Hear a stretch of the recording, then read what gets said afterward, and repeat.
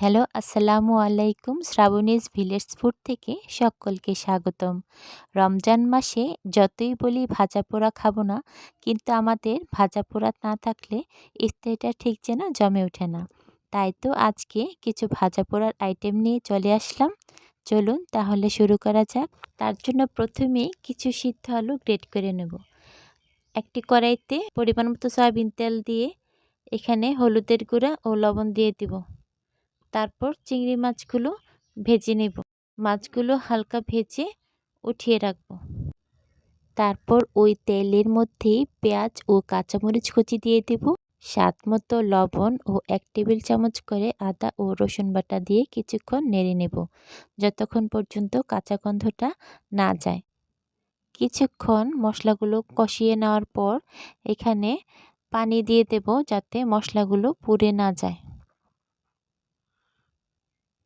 এখানে হলুদের গুঁড়া, মরিচের গুঁড়া, ধনিয়ার গুঁড়া ও জিরার গুঁড়া দিয়ে কিছুক্ষণ নেড়ে নেব। 2-3 মিনিট নেড়ে নেওয়ার পর এখানে গ্রেট করা গাজর দিয়ে দেব। গাজরগুলো দিয়ে ভালো করে মিশিয়ে নেওয়ার পর এখানে গ্রেট করা সিদ্ধ আলুটাও দিয়ে দেব। তারপর বেশ কিছুক্ষণ নেড়ে নেওয়ার পর এখানে গরম মশলার গুঁড়া ও 2 টেবিল চামচ চাট মশলা দিয়ে ভালোভাবে নেড়ে দেব। তারপর এই মিশ্রণটা 4-5 মিনিট ধরে কষিয়ে নিলেই আলুর পুরটা তৈরি হয়ে যাবে। তারপর একটি বলের মধ্যে 1 কাপ বেসন ছেঁকে নেব। এরপর 1 কাপ চালের গুঁড়াও ছেঁকে নেব। তারপর এই শুকনো উপকরণের মধ্যে স্বাদ মতো কালিজিরা দিয়ে দেব, 1 টেবিল চামচ আদা ও 1 টেবিল চামচ রসুন বাটা দিয়ে দেব।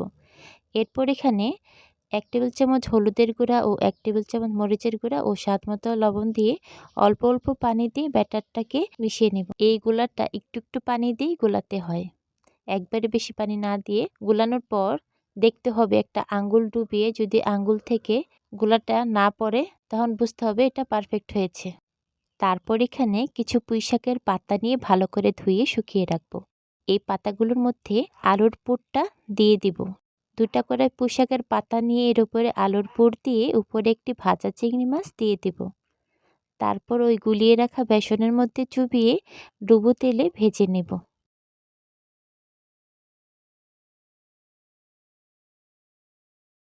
এই পুর ভরা পাতাগুলো ভাজা হয়ে গেলে উঠিয়ে রাখবো। তারপর একটি কড়াইতে পরিমাণ মতো সয়াবিন তেল দিয়ে ওই ভাজা চিংড়িগুলো বেসনের গোলায় ডুবিয়ে তেলের মধ্যে ভেজে উঠিয়ে রাখবো। ওই একই বেসনের গোলায় 2টি করে পুঁইশাকের পাতা নিয়ে এভাবে ডুবিয়ে ডুবিয়ে ভেজে নেব।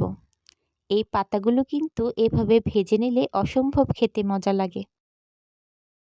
তারপর এখানে কিছু আলুর চপের জন্য পাউরুটি পানিতে ভিজিয়ে ওই আলুর পুরের সাথে মিশিয়ে নিব, আলুর চপের মতো বানিয়ে রাখব। তারপর এখানে চপের জন্য ময়দা ও কর্নফ্লাওয়ার ও স্বাদমতো লবণ দিয়ে দিব। একটা মিশ্রণ বানিয়ে ওই আলুর চপগুলো ময়দার এই কোটিংয়ের মধ্যে কোট করে নেব।